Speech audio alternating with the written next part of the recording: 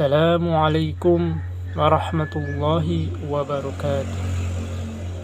Sekalian sahabat yang beriman yang dirahmati oleh Allah Subhanahu wa taala. Di sini saya akan memberikan kepada sekalian tentang penjelasan. Sebelum itu, sebaiknya kita mengucapkan doa kepada baginda Muhammad Rasulullah sallallahu alaihi wasallam yang berlapaskan doa Allahumma sholli ala sayyidina Muhammad wa ala ali sayyidina Muhammad. Di sini kita membahas tentang memahami nafsu dan cara menundukkannya. Bagaimana cara kita bisa menundukkan nafsu kita? Kita bacakan ya. Nafsu adalah keinginan seseorang untuk mendorong hati yang kuat untuk memasuki kebutuhan hidupnya. Adapun nafsu adalah sesuatu yang disenangi oleh jiwa, baik bersifat positif maupun negatif. Jadi ada nafsu yang bersifat positif dan ada yang bersifat negatif. Baik bersifat jasmani maupun rohani. Nafsu diibaratkan seperti air sungai yang mengalir dengan tenang dan bisa meluap atau menghancurkan. Jadi nafsu itu seperti itu. Ada yang tenang, ada yang menghanyutkan juga. Kalau meluap, menghanyutkan. Jadi kalau kita tidak kontrol, maka kita akan hanyut dengan nafsu itu. Dan disitulah kita akan tidak terkontrol.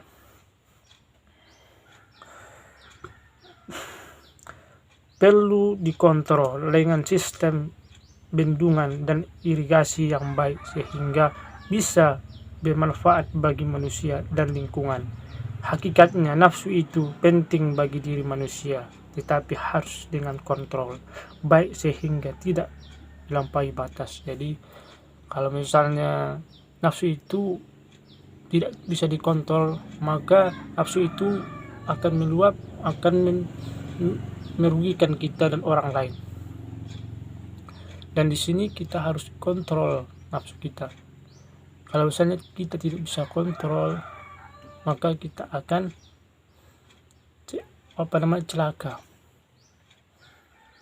celaka buat diri kita dan orang lain. Maka kendalilah nafsu kita. Syahwat secara bahasa adalah menyukai atau menyenangi. Nafsu syahwat secara istilah adalah kecenderungan jiwa terhadap sesuatu yang disukai sehingga keluar dari batas syariat. Hakikat nafsu syahwat adalah kecenderungan kepada sesuatu yang sesuai tabiat dan menjauhi sesuatu yang tidak disukai atau dicintai. Dorongan nafsu syahwat mendorong kepada 3 hal besar berikut. Yang pertama adalah syahwat dan kesenangan terhadap harta benda. Ada syahwat dan kesenangan terhadap harta benda. Kita terlalu menyenangi harta benda sehingga kita terlena dengan keduniaan. Maksudnya itu adalah kalau misalnya kita terlalu cinta kepada barang-barang benda kita itu, maka kita pun akan celaka. Contohnya, kita merasa memiliki sesuatu hal. Contohnya kita memiliki mobil. Kita kan senang memiliki mobil. Bahagia banget. Terus kalau misalnya mobil kita itu dirampok,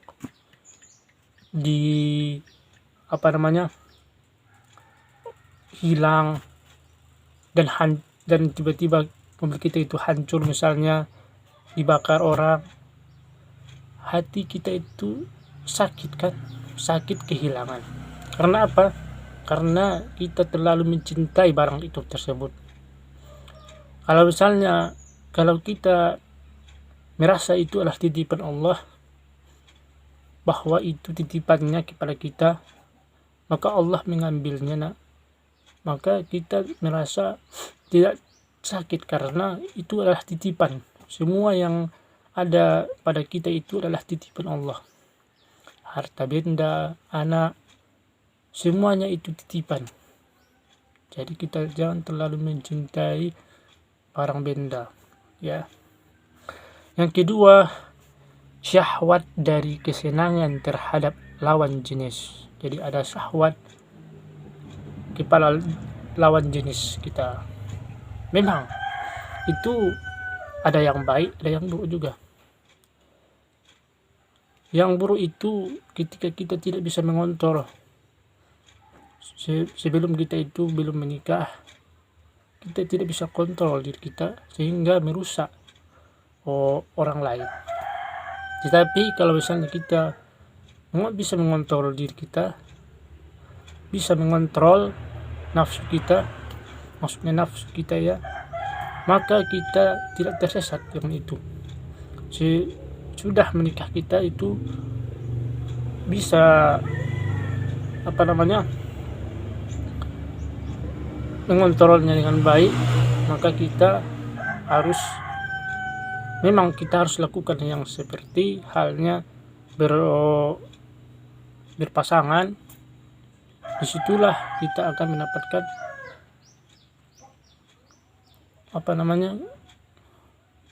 pahala. Kalau misalnya kita sudah menikah, tapi kalau kita belum menikah itu kan namanya dosa. Jadi seperti itu maksudnya. Saya tidak menjelaskan yang lebih detailnya ya. Yang ketiga, syahwat dan kesenangan terhadap jabatan dan kedudukan. Jadi ada syahwat yang kesenangan terhadap jabatan dan kedudukan. Misalnya orang ingin mendapatkan jabatan yang tinggi, dia melakukan sesuatu hal yang untuk mendapatkan jabatannya. Jadi orang terlalu menginginkan jabatan yang tinggi. Semua orang memang menginginkan jabatan tinggi, tetapi dengan kerja keras, dengan kerja yang baik. Jangan dengan nafsu. Kalau kesana kita dengan nafsu, maka disitulah kita akan melakukan hal apapun untuk bisa semakin tinggi jabatannya. Contohnya kita membuat curang supaya kita bisa mendapatkan jabatan yang tinggi. Dan disitulah kita harus paham, dari jabatan itu pun tidak mudah, harus dengan kebaikan, dengan kejujuran. Jadi situlah kejujuran, kebaikannya. Nafsu, syahwat dan menimbulkan perasaan tidak pernah terputuskan. Jika keinginannya terpenuhi, nafsu itu akan menuntut hal-hal yang lain yang tidak ada habisnya. Oleh karena itu, wajib bagi kita berusaha untuk mendudukkan nafsu dan demi keselamatan dan kesejahteraan dunia dan akhirat dengan cara-cara berikut. Jadi ada cara-caranya untuk bisa melawan hawa nafsu kita supaya tidak terganggu dengan dunia kita. Meningkatkan ketakwaan kepada Allah dengan terapi diri. Maksudnya ini kita bertakwa kepada Allah dengan terapi diri kita, itu maksudnya memperbaiki diri kita supaya lebih baik lagi. Kita berzikir, kita sering bersolawat, sering mengucapkan istighfar, supaya hati kita itu bersih, supaya kita itu tercerahkan dengan dengan keimanan. Yang kedua, dengan mujahadah. Mujahadah berasal dari kata jihad, artinya berusaha dengan segala kesungguhan, kekuatan dan kesanggupan pada jalan yang diyakini benar. Adapun mujahadah bermaksud berusaha untuk melawan dan menundukkan kehendak hawa nafsu. Dalam sebuah hadis, Rasulullah bersabda bahwa seorang mujahid yaitu orang yang berjihad, dia yang melawan hawa nafsu karena Allah. Imam Al-Ghazali mengatakan, antara tanda kecintaan hamba kepada Allah ialah mengutamakan perkara yang disukai Allah daripada kehendak nafsu seperti pribadinya.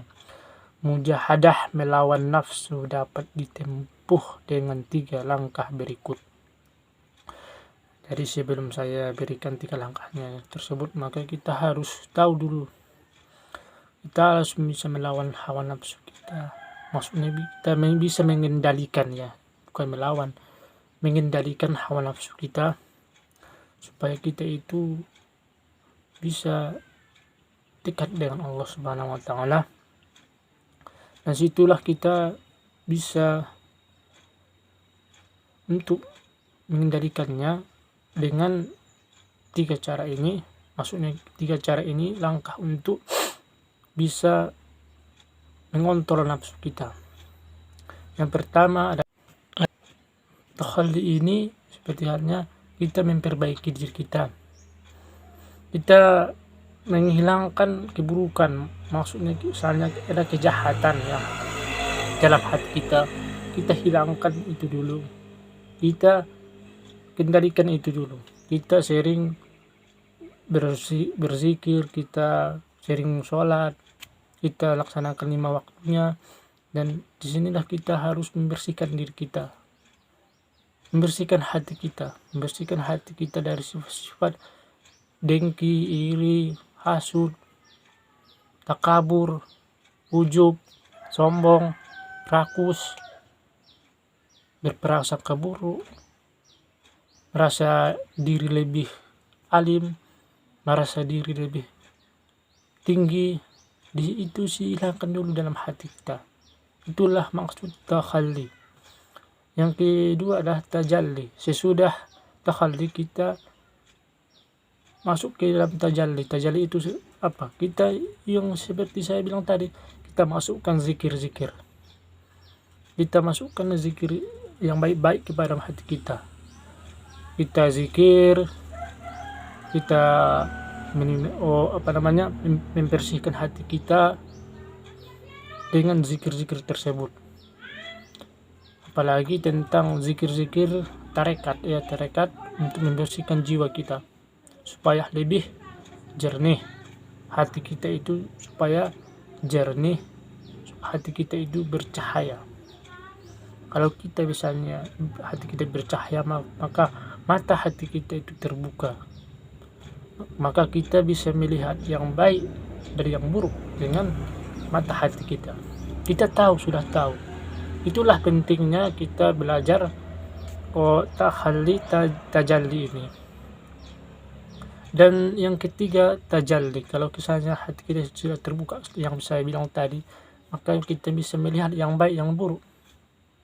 Tajalli, kita bisa melihat kebaikan, maka kita tahu mana yang baik dan mana yang buruk.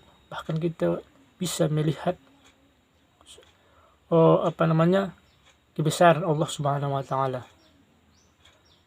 Maka disinilah pentingnya belajar takhalli, tajalli ini. Yang ketiga dengan riyadah. Riyadah adalah latihan kerohanian dengan menjalani ibadah dengan menundukkan keinginan hawa nafsu, nafsu syahwat, ya. Riyadah dapat dilakukan dengan 2 cara, yaitu riyadah badan dan riyadah rohani. Jadi ada 2 macam riyadah. Riyadah ini ibadah juga. Ada riyadah lahir dan riyadah batin. Seperti halnya kita itu puasa itu bisa mengendalikan nafsu syahwat kita. Jadi disitulah harus kita pentingnya berpuasa. Itulah ibadahnya badan, ya. Tapi rohani itu lebih dalam lagi. Kita membersihkan hati kita dari sifat-sifat yang buruk. Kita membersihkan hati kita dengan memperbanyak zikir. Itulah riyadah rohani. Oke, disitulah pentingnya kita beragama. Itu pentingnya memperbaiki diri kita supaya kita itu semakin bertakwa, semakin dekat dengan Allah Subhanahu wa taala. Karena kalau misalnya kita tidak menuntut ilmu, maka disitulah kita akan tersesat nantinya.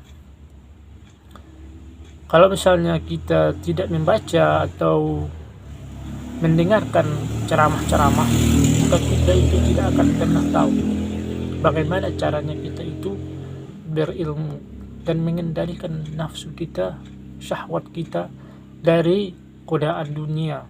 Karena godaan dunia itu sangatlah sesat. Setan dan iblis, semakin kita bertambah imannya, semakin banyak godaan. Maka disitulah kita harus